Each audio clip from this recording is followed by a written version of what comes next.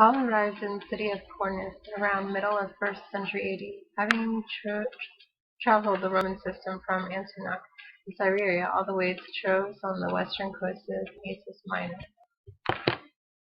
Paul and his companions paid passage on ship to Athens after preaching in Berea. Paul spoke in Greek and Latin on his journey as a Roman citizen.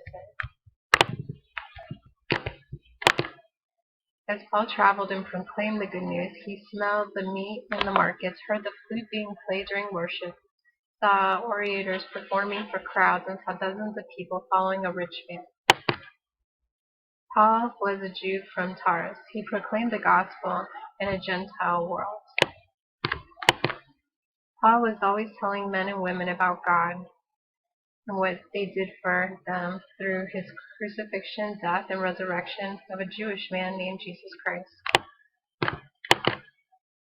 Paul founded churches in Philippi and Thessalonica, principal metropolitan centers situated along the road. Sicily was Paul's home province from the city of Tarsus in Turkey.